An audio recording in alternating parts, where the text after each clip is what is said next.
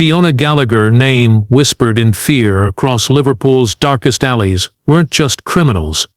He was the architect of a ruthless empire that turned a struggling city into one of the world's deadliest drug trafficking hubs. Behind closed doors, these tightly knit families ruled with brutal loyalty and savage violence, shaping a syndicate that law enforcement feared to challenge.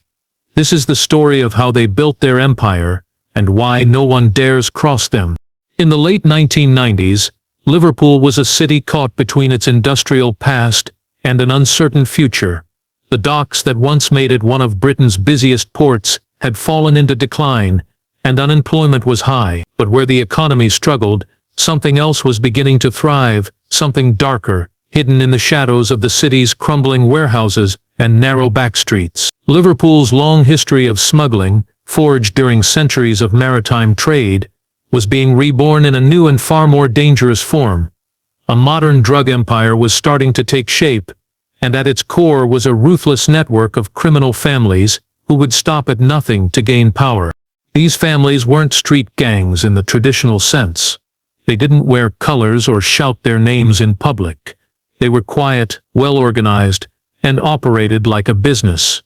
What made them especially dangerous was their close-knit structure. Blood ties, childhood friendships, and decades of loyalty connected them.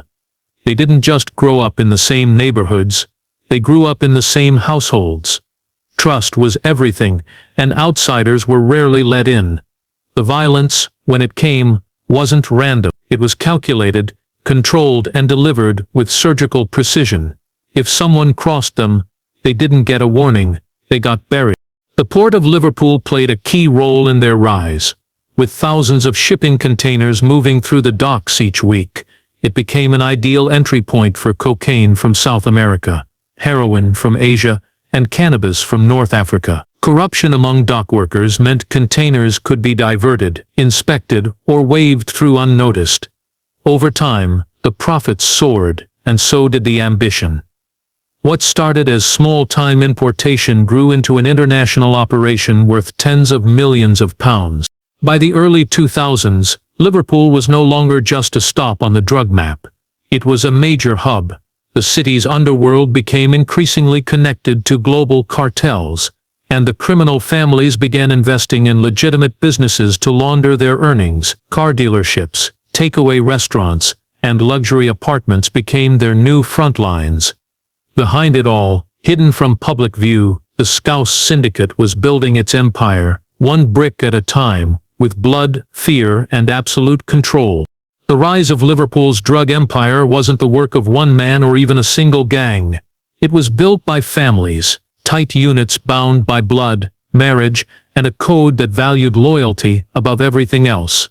These families weren't loud or attention-seeking. They operated under the radar, blending into the community while quietly controlling it from the inside. Their names were rarely spoken in public, but in the back streets they were both feared and respected. Everyone knew who ran what, and no one dared challenge the balance unless they were ready to face the consequences. Each family controlled a different corner of the city. In the north, one group managed the ports and import routes. In the east, another handled street distribution, turning kilos into thousands of street deals. Down south, a quieter but more strategic clan focused on finances, laundering money through businesses and investments across the UK and overseas. Together, they formed the backbone of what would be called the Scouse Syndicate. But there was no official name, no flags, no emblems, just a shared goal: profit, control, and survival. What made them unique was their structure.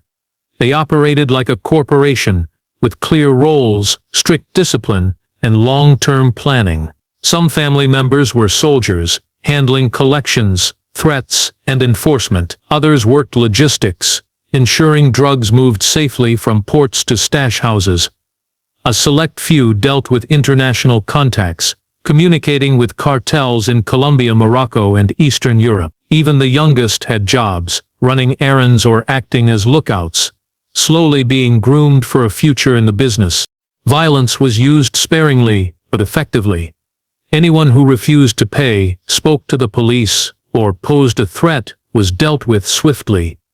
Bodies would turn up in canals, alleyways, or not at all, but for the most part, the syndicate preferred to rule through fear and silence, not open warfare. Their power came from being invisible, knowing everything but revealing nothing. By the mid-2000s, these families were no longer just local players. They had connections to international smuggling networks and influence in cities far beyond Liverpool.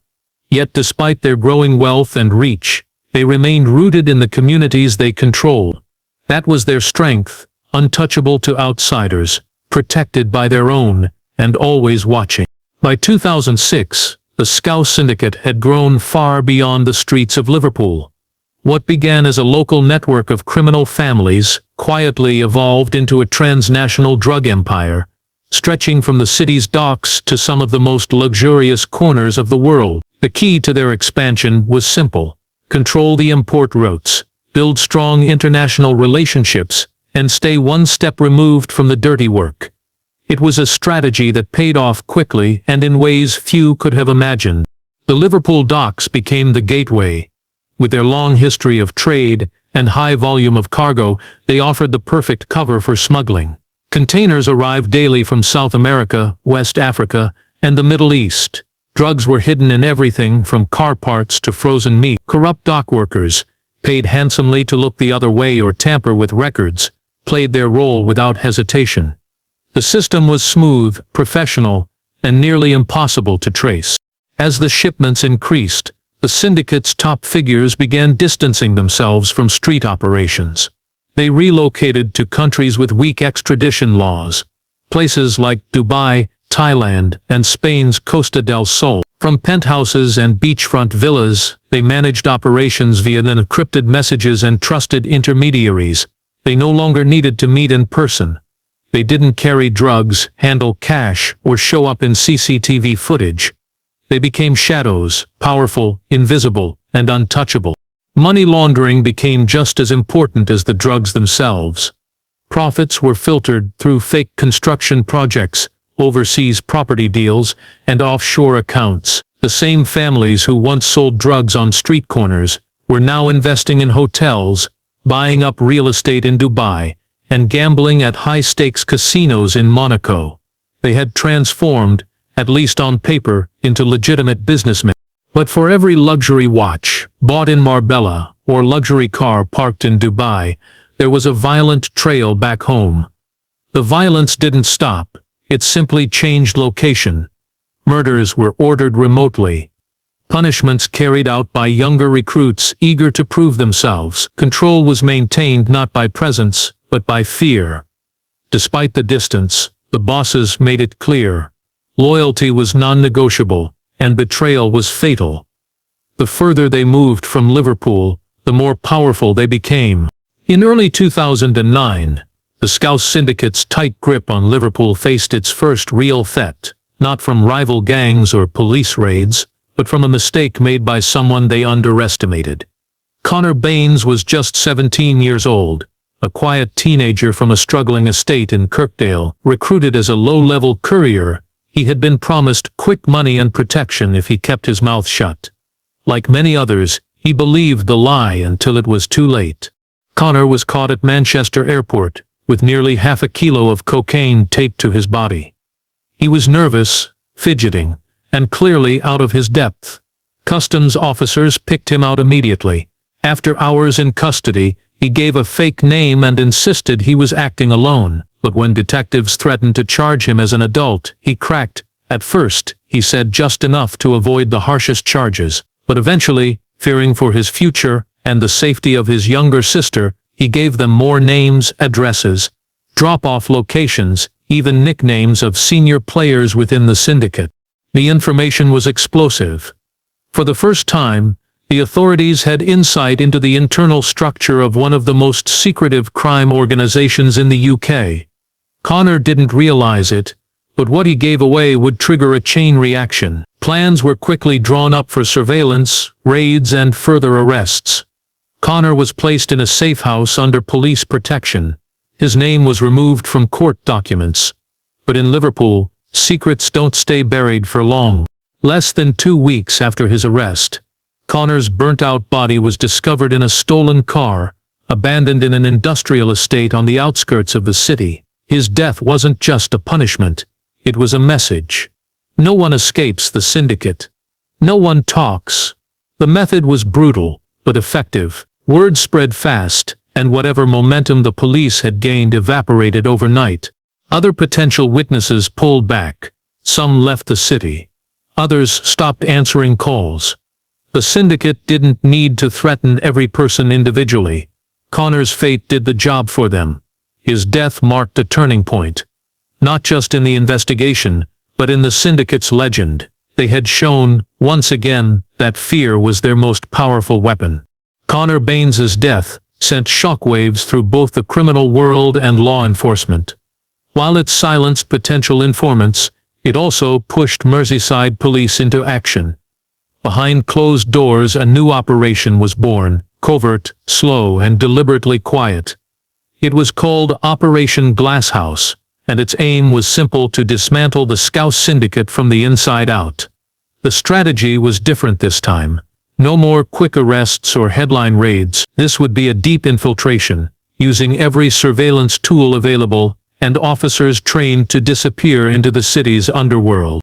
Undercover agents were embedded in all the right places: gyms, nightclubs, garages, even family events. Some posed as drug users, others as low-level criminals looking for work.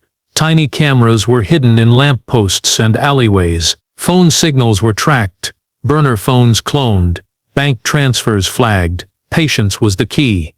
For over 18 months they watched and waited, collecting footage, building profiles, and mapping out the inner circle of the syndicate with painful precision. The investigation uncovered a web of operations more complex than anyone expected.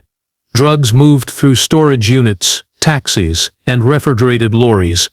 Safe houses were rotated weekly. Cash was laundered through tanning salons, betting shops, and high-end car dealerships. What shocked officers most wasn't just the scale, but the organization. This was no messy street gang. It was an empire running like a multinational corporation, disciplined, structured, and fiercely guarded. By the summer of 2011, Operation Glasshouse was ready to strike.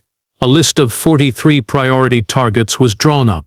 Arrest teams were scheduled, simultaneous raids across Liverpool, Manchester, and even parts of Spain were prepared. Success seemed certain. Then, everything fell apart. Just days before the raids, several high-ranking syndicate members vanished. Phones went dead. Properties were emptied. Stash houses were torched. Someone had talked, only this time it was from within the police. A leak had reached the syndicate, and in a matter of hours the operation collapsed. The aftermath was devastating. Years of work, millions of pounds in resources, and the courage of dozens of officers had been wiped out by one act of betrayal. The syndicate survived the storm and came out stronger, more paranoid, and more secretive than ever. And the message was clear: they had eyes everywhere. The Scouse Syndicate's strength wasn't just built on drugs or money, it was built on loyalty. Rigid, unspoken code governed everything they did. Loyalty wasn't encouraged, it was demanded. From the youngest runner to the highest-ranking boss, everyone knew the rules. You kept your mouth shut, you followed orders, you never, under any circumstances, betrayed the family. It was this code that kept the syndicate alive while other gangs crumbled under police pressure or internal disputes. This loyalty began early. Children born into the families were raised with the code drilled into them before they even understood what it meant. They watched their fathers disappear for days, saw uncles speak in whispers, and understood without explanation that silence was survival. Acts of loyalty were rewarded. Betrayal was punished without hesitation, and those punishments were never quick or clean. They were brutal, public, and it was already theirs. Instead, they focused on expansion. Technology became their weapon of choice. They used encrypted messaging apps to coordinate deals, drones to scout for police activity, and GPS trackers to monitor rivals. Cash was still king, but cryptocurrency opened new doors for laundering money with minimal risk. Transactions were faster, less traceable, and harder to crack. But with innovation came recklessness. The new leaders had little interest in the old rules of diplomacy or patience. They were quick to retaliate, eager to prove themselves and hungry for status. Flashy cars, designer clothes and Instagram posts replaced the low-profile lifestyles of their predecessors. Violence, once rare and strategic, became frequent and chaotic. Shootings in broad daylight, firebombed houses, and street chases returned to the headlines. The city felt the shift. So did the police. One of the most shocking incidents involved a targeted shooting outside a gym in broad daylight. The victim, a rival dealer, was left to die in the street as school children walked nearby. It wasn't just a killing, it was a message, loud and unapologetic. The old silence was being replaced by public spectacle. Despite the increased attention, the syndicate's grip remained tight. Younger members were fiercely loyal, indoctrinated from an early age, and eager to rise through the ranks. Many had grown up idolizing the very men now grooming them for leadership. The structure remained, but the atmosphere had changed. The empire still stood, but it pulsed with new energy. Less controlled, more violent, and far harder to predict. This new generation didn't want to follow in the footsteps of the old, they wanted to outshine them. And in doing so, they dragged the syndicate into its most dangerous chapter yet. In 2017, the true scale of the Scouse Syndicate's international reach was revealed in a way no one expected. Dutch authorities, during a routine inspection at the port of Rotterdam, uncovered a shipping container packed with frozen chicken. Hidden deep inside behind layers of ice and packaging were compressed blocks of high-purity cocaine worth over 70 million pounds on the street. At first, it looked like just another cartel shipment, but the documents tied to the container told a different story. The delivery was traced back to a logistics company registered in Liverpool. It was the first public sign of what investigators had long suspected. The syndicate had formed a direct pipeline to the Netherlands, one of Europe's busiest drug trafficking hubs. Through Dutch ports, synthetic drugs like MDMA and amphetamines were produced in secret labs, then moved across the continent. The Scouse Syndicate didn't just buy from the Dutch, they partnered with them. It was a strategic alliance. The Dutch provided high-quality product and smuggling infrastructure, while the Liverpool network handled fast, efficient distribution across the UK and Ireland. The partnership was built on mutual profit, but also on shared ruthlessness.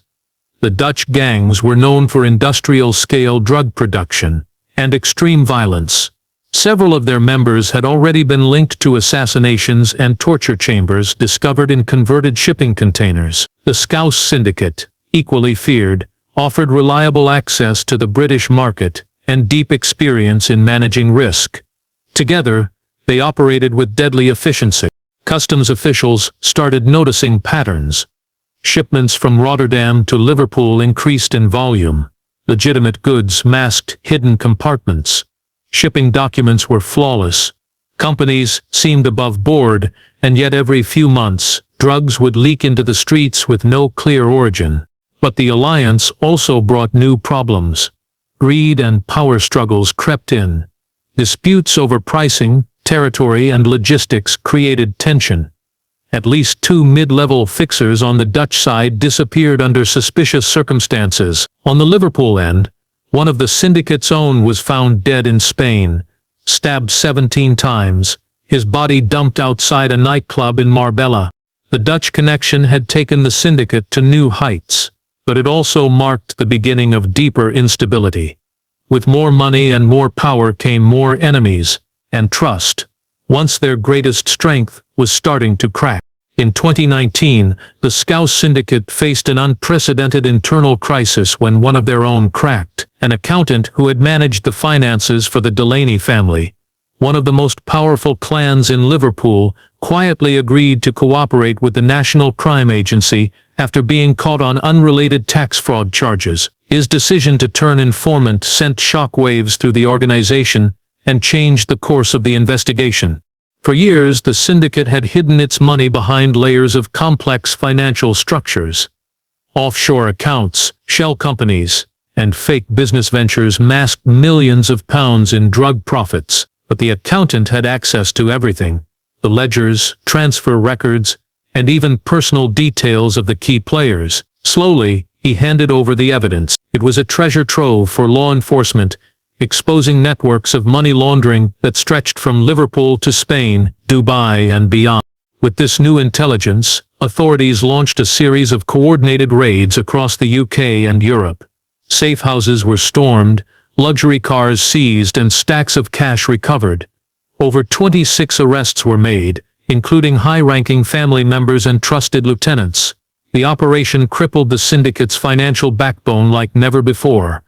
Several properties worth millions were frozen, cutting off critical funding streams. But the betrayal cut deeper than just money.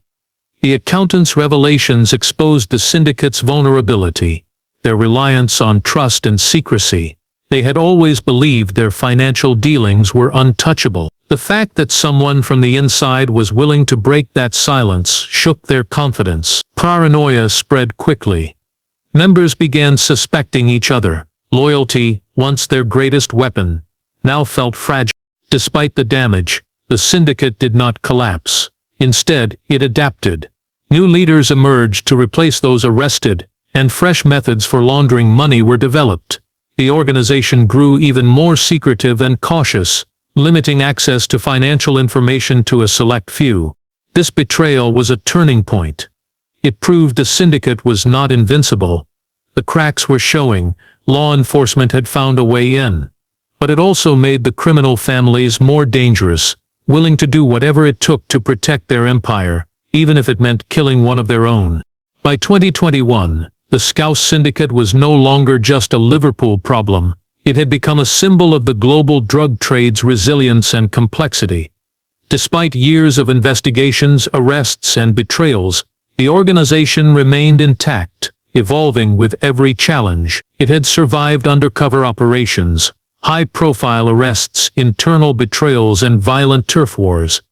But the question lingered: how could such a ruthless empire continue to operate in plain sight? The answer lay in the syndicate's adaptability. They had learned from every mistake, becoming smarter and more cautious.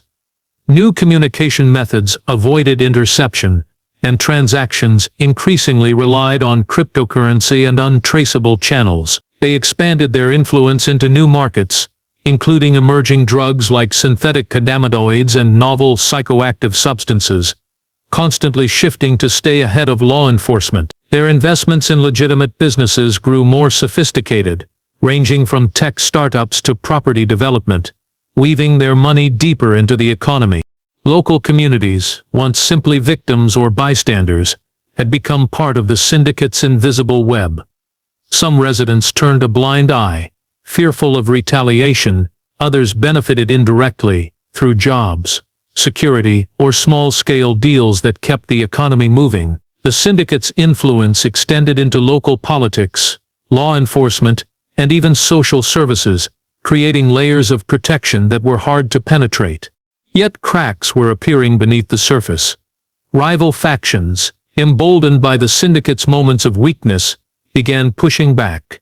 The rise of smaller, more aggressive gangs challenged the old families, leading to violent clashes on the streets of Liverpool. Public outrage grew as innocent bystanders were caught in the crossfire. Media coverage intensified, forcing authorities to increase pressure.